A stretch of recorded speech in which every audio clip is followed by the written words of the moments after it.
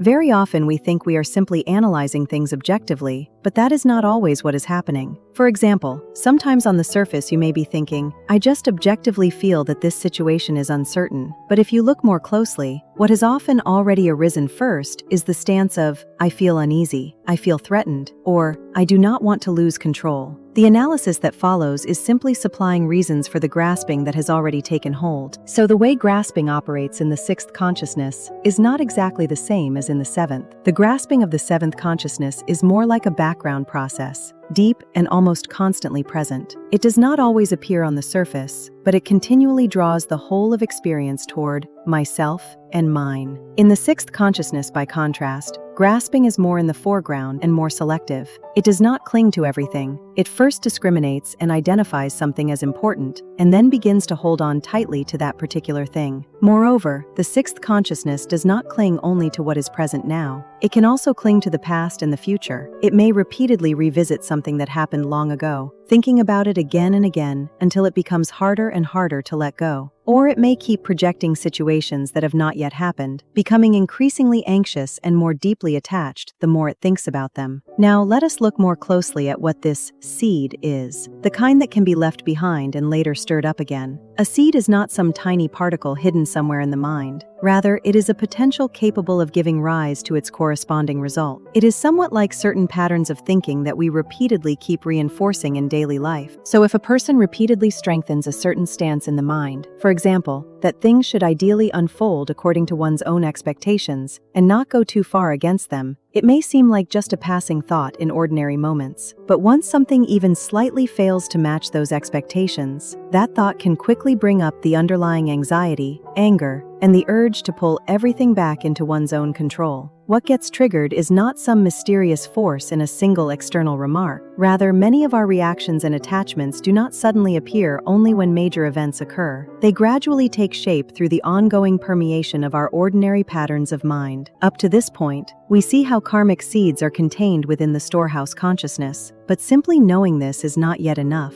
We will begin to see how these deeper forces gradually take shape within the experiences of body and mind right in front of us. In this way, what we later discuss about observation, turning, and loosening our grasp will not merely sound correct in theory. What presses on us each day is not just a set of labels, but how seeds accumulated in the past give rise to our feelings, grasping, anxiety, hurt, the sense of not being able to let go, and the suffering that repeats itself in everyday life. So next, we turn to an examination of the 5 aggregates. Chill Life, for wisdom and life's highest delight.